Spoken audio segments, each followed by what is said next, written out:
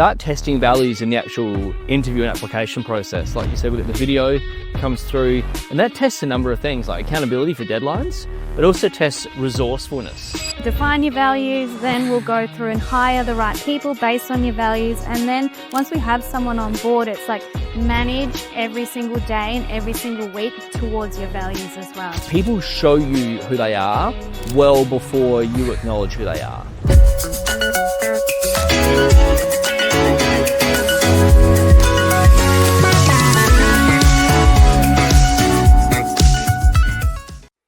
Communication builds trust, trust generates commitment, commitment fosters teamwork, and teamwork is what builds culture. And that is what we are talking about in today's episode. So, Sarah, culture is something we hear about a lot from our clients. They want to build a better culture.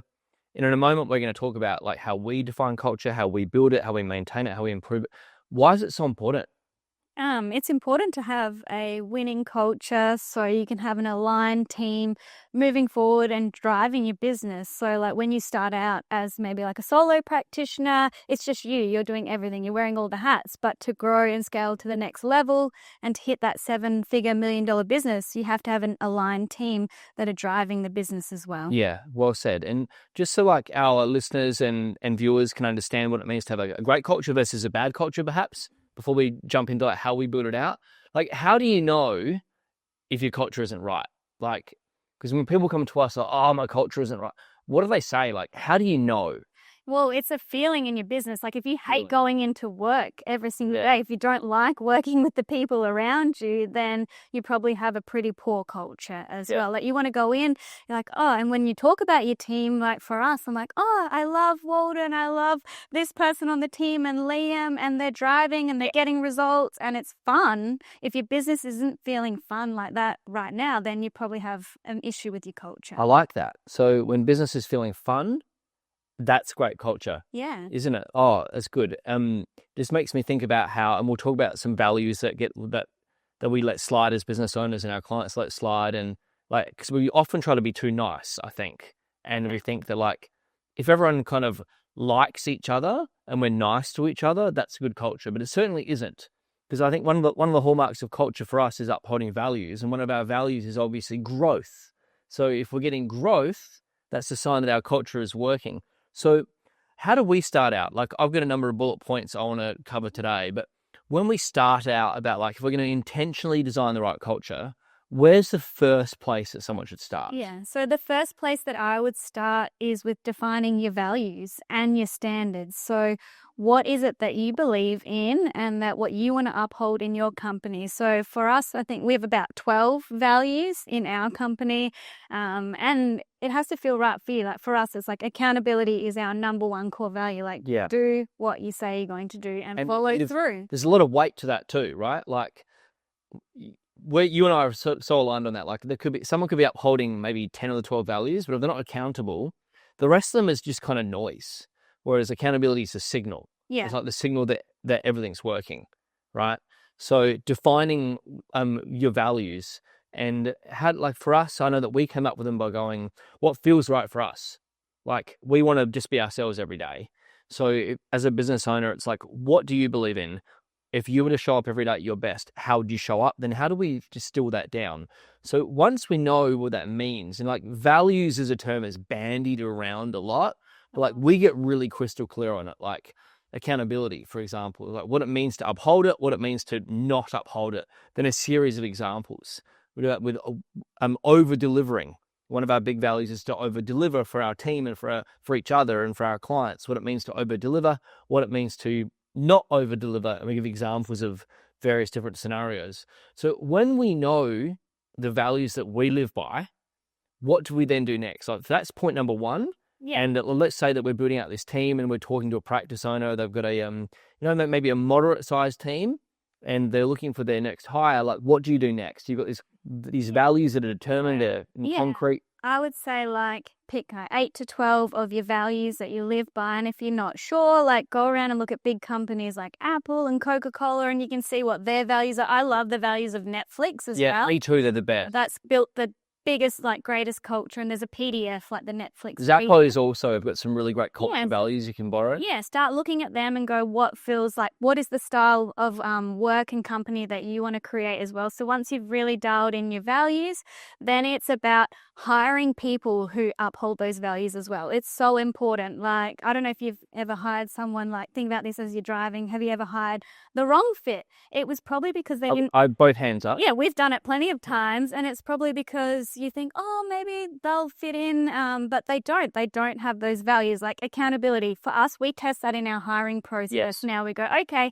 we have a series of steps in our process. Like, one part of it is to send a video back after their resume. If they don't meet the deadline, if they don't know how to send it back, then automatically I'm like, that's a cross on accountability. That's right. We can pick it up earlier in the process because we've built it in as we go through that. So that's a great tip for you guys, is start testing values in the actual interview and application process. Like you said, we got the video comes through, and that tests a number of things like accountability for deadlines.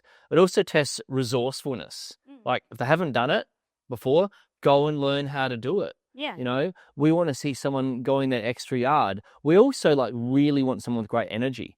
So we can see that through the video. In the video, yeah. How they come across on the video. So we know pretty well, like based on that video, we're like, okay, cool. Like, we've weighted it heavily on accountability, resourcefulness, and energy. Like, we've got a fairly good idea of how they're going to show up.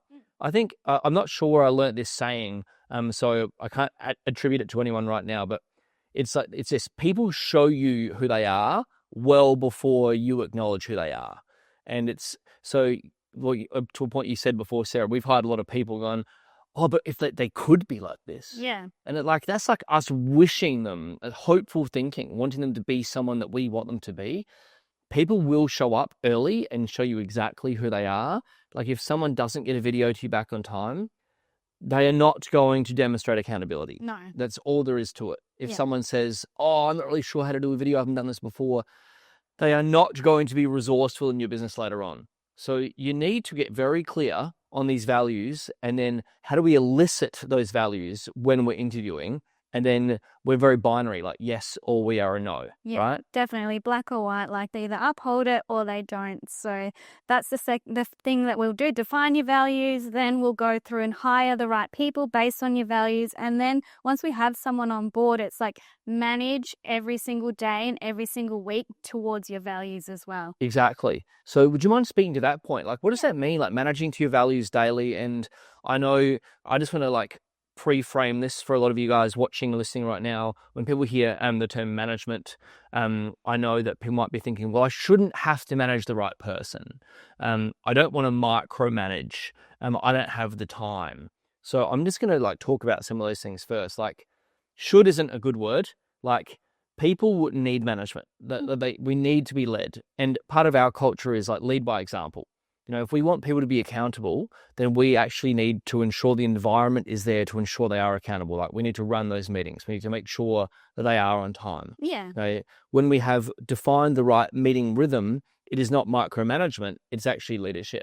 It is. And that's really important. And I want you guys to also know that the best talent will perform to the lowest of their own standards in the absence of the strongest of leadership and accountability. So hopefully I've cleared that up for you guys now so that you understand that we do actually need to manage the team. So what does that mean, like managing to our values? What are some things we do that our listeners could borrow? Yeah, and I think a lot of people out there, when you talked about like cultural values, is like they just have these words, but they're just on the wall. And like, okay, I've got these cultural values, and they just kind of live on the wall, but you don't really do anything, isn't it, with them. Like, just because you've created these values, then what are you going to do with them? Like, that's when we start talking about them and embedding them into the culture. Like, as soon as we hire them, it's like, cool, here are our values. Here's what it looks like to uphold them. Here's what it looks like it doesn't to uphold them. Here's how we will talk about our values in our meetings. We talk about them in our daily meetings, and then in a weekly meeting with that team member to see how they're performing in that. And we go, hey, we actually like even go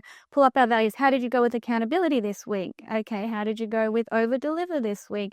How did you go with being solutions focused this week? And provide examples. Hey, you did a really great, I love how you were accountable and followed through on that task that I gave you with your patient notes or something like that. Or it's like, I love how you over-delivered with that patient and went that extra mile, and you're referencing back to the values of that. And that's how you start building it every single week. Like, that's kind of like managing to it. But then it's like when people are off track, it's like, that's the funny thing I see is like having like the values are your standards. And the minute you don't pull someone up on actually upholding that value and doing it, like you let it slide. Like, for example, in a practice, it could be like we do 20-minute appointments, and then one team member is going over all the time, which means the patients are late. Hang on, that's not part of our exceptional over-deliver service that we do, but you let it slide.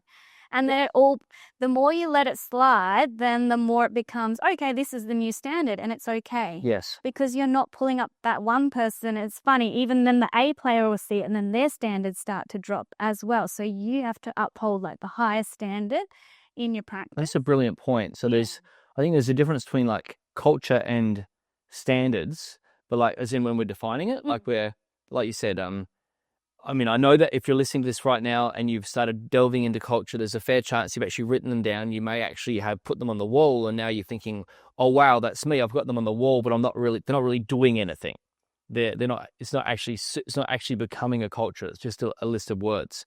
But for us, like world class is one of our cultural values, and that ties back into standards. So you can have the best cultural values that are who you are, but if you don't have a high standard, you don't hold people to that. Yeah. What you're really saying is these are just words on the wall. Yeah. It is just lip service, and you're just letting people get away with it. And if you do that, all of a sudden, and I'm talking about this actually in a presentation tomorrow, where we're up here in Noosa, we've got our boardroom members coming in, and one of the things that I'm talking about tomorrow is you've got a choice. You can be either number one, the thermometer, or number two, you can be the thermostat. And like a thermometer is someone that you walk into a room and you adapt to the temperature in the room. Like if people in the room, in Sarah's instance, if team members aren't running to time with their appointments. If you walk into that room, if you're the thermometer, like you drop down to that standard, and then before you know it, everyone's doing it. Yeah. Everyone's doing it. Whereas if you're the thermostat and you're like, hey, this is my standard. You walk into a room and the thermostat brings the temperature up. And it's like, no, guys, we're not tolerating people running 5 minutes late. Let's get them back on time. So you get a choice. So you're going to be the thermometer or the thermostat. So you've got to hold the standards to make sure that your cultural values are upheld. So what happens, let's say for a small team, a lot of people are going to, maybe 5 to 10 practitioners. Let's say people have got like 1 or 2 people that they're really good at what they do. Maybe they're really good at rebooking, they get good client results, they get good experience, but they don't uphold the values, and they don't play to the level that you want. But you put up with them because they make a lot of money for you. Yeah. Talk to me about that. Yeah.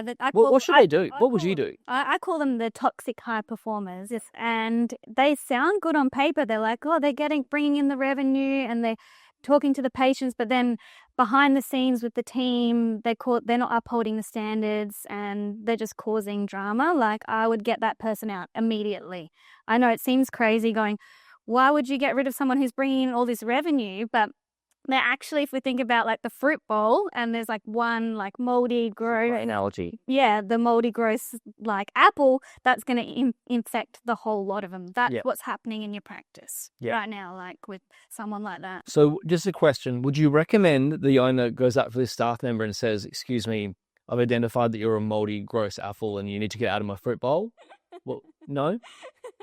I don't think so. Okay, that's probably in a different. That person is like, they're going to be going, hey, you should pay me more and all of those things. And I've got more experience. I've got more experience. You should pay me more and all of these things. But then ultimately, they're not upholding your standards, and then everyone else is saying, oh well, they're okay. They do their own thing. They're allowed to do this. Then your whole company is just underperforming. So when we make a hire, and we obviously do a lot of this with our clients, showing them how to hire, how to onboard, how to train and whatnot. Like when you go through and you've made that hire, the job isn't over, not by a long shot. I mean, you talked about managing daily and weekly and what we do. Like there's like a bit of a probationary period really, isn't there? Where I think that you kind of know if it's going to work out or not. So we do a 6-week step-by-step onboarding process. How quickly do you think that if someone's going to make it work inside your company? Now, I feel like after 10, 15 years in business now, we can pick it up within the first week. Yeah, If I think they're so. going to be able to. But yeah, it might take you when you're first starting out like a month or two, and then you just pick up on those traits like really, really quickly. And that's why we try and build it into the hiring process, because we know like hiring someone, bringing them on, training them all the time, all the money to do that as well. That's why we try and as much as possible pick the right person, the right personality, be really clear on our values and what we uphold and our standards, so we can bring on the right person. And an interesting thing too, like when we move someone on from our culture, and like, you know, we've been hiring a lot of people lately, and when you hire a lot of people and you go through this process, obviously people will come on board that turn out not to be a fit, and we're comfortable with that. We're comfortable with moving them on. But when you've got such a tight culture, like, your team will thank you for moving them on. You know, there's I just had a chat just this morning with one of our team leaders, and we're just reflecting on how amazing the culture is right now within our sales team, and just the energy is just so high. And you know, it's just so obvious if someone comes in and they're not playing at the level as everyone else, and they're not celebrating and acknowledging team members. Like, you know, looking after your teammate is a really big part of our culture, like celebrating each other's wins and going that extra yard. And it reminded me of a time, like maybe, let's say, a year ago, we'd have someone within that particular department, and it would be, hey, we've got a fabulous opportunity for you to speak with this client that wants to work with us. Would you be willing to do it at, say, 6 p.m.? And it'll be like, oh, no, I clock off at 5 p.m. But one of our cultural values is over deliver, which means you go the extra yard. We're not talking about being a workaholic, but if someone's not willing to over deliver and go, it impacts the whole culture, and it impacts us as the owners. It impacts you guys as the owners. But now, yeah, about a week, I think it is. It's pretty quick, isn't it? Yeah, it is. Yeah. So that gut feeling, like making decisions is like head, heart, and gut. I think with our head, we rationalize, and it's like, that's the thinking. It's like, oh, maybe a few more chances. Let's wait and see. Let's wait and see. Let's wait and see. But if you listen to your gut, like, No, that's pretty much the right choice, isn't it? it is. Yeah. Yeah. So if you're making the hire, it's not going to work out. You're going to feel it in your gut when that happens.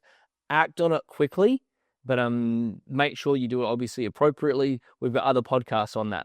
So what would be something else when you are thinking about like actually defining those values? I want to circle back to getting it crystal clear on the values. How do you come up with like those values? Like, how do you come up with like what we really want? How do you know what's important to you? How do you come up with that? With your values. Yeah, because we change our values every now and again. Like, hey, that's no longer important to us. Yeah. What happens in your mind when you're like, hey, I think we need to revisit these? I think in terms of coming up with your values or redefining your values, it's like, is this serving me anymore? Like, is this something that I truly believe in? And is this helping the company grow in the way that we want? And is it the right people on the team as well? And yeah, we change and adapt our values all the time in that. And especially like Sarah and I have been working together now 16 years. What we used to believe in 16 years ago, and we would have like died in the hill for, now we don't even believe in. In fact, we might believe the opposite. Yeah. And the thing is with beliefs, like, they're not called truths because they're called beliefs. Therefore, they're not true. They're just a belief. And I think the beliefs change. Like, as you evolve as a business owner and as a person, different stages of life, what you value changes. Therefore, your belief system changes, and your company is to evolve as well. And so if you're not changing those values or tweaking them, you know, every 18 months, I'd suggest that you're not doing enough personal development. It's not a once and done, is it? Like, we review it every quarter. Do we actually, like, we go through and go, how are we upholding these values? How is each team member upholding these values? And we ask ourselves, is it actually serving us anymore? Is that helping us hit our goals? And our goals ultimately are to grow, to serve more people, to bring on more people and give them an epic opportunity to further their career. And if we're not doing that and we're upholding our values, maybe our values need to change, you know? So I think it's really important that you ask yourself is like, are the values you chosen, are they keeping you stuck? Are they impacting you as an owner, or are they helping you to grow? And are they really helping you to feel totally fulfilled? And that's one of the things we do is like, what is our DNA? What do we believe in right now? Well, we need to be surrounded by people that follow our beliefs. Because when that happens, we're in total flow, you know? culture isn't about having like a table tennis table in your office, or bean bags, or necessarily having flexi time. Although, of course, those things would be fun. We've got a table tennis table here. I know. We're gonna have a tournament. It's going to be amazing. It's going to be amazing. I'm gonna win. Yeah, you probably will win. But hey, I'm gonna over deliver and give it my best shot. Even though I know that you're better than me, I'm gonna go the extra hard yard. Maybe I'll train a little bit. Maybe I've been training already. Oh. You're gonna find out. You're gonna find out. But in any event, like those fun things, like maybe fun is part of your culture. Maybe that's a cultural value. Therefore, you bring in things like a table tennis table. Maybe flexibility is part of your culture. So you have bean bags and people can work. But it's all about what you believe in. And you're going to be very careful in what you define for that. We help our clients with this. So we always get very clear. What are your goals? What do you want to achieve? Let's make sure the values that you're choosing are actually going to support that. Because once you can communicate that, then obviously then you can generate trust within your team. Then you can create collaboration, which creates teamwork, which then it becomes a self-fulfilling cycle of everyone working together to achieve these goals. And then this is what I really love is when you build the right culture, you actually attract more of the right talent. Oh, yeah. People see it and they're like, oh, I want to be involved here. I want to be involved here. Yeah. I just had a guy reach out yesterday and he said, hey, I've just been following you guys. Well, I've been following you guys for 3 years. Do you have an opening right now? I'm like, I know some of the people that are working with you and I'd really like to be involved. And that wouldn't have happened years ago. No. And so that's like a real byproduct of having the right people. So if we're going to summarize a couple of like the really big points, we'd say, well, obviously you need to define your values. Yep. You need to manage to those values. We need to actually identify, act on it very, very fast and continue to reevaluate your values to make sure you're constantly ascending. Do you have any final thoughts or gold nuggets, sound bites you'd like to impart upon our audience, Sarah? I think the one big thing is like once you've defined them and you've found the right people, it's like celebrate and reward people who are upholding your values. Definitely. The more you do that, then they'll become like the shining stars and people will follow and lift to them as well. Nice. So really bring those people on and just celebrate your values. So that's so good. And that reminds me of something yesterday, if I can reference that in our business.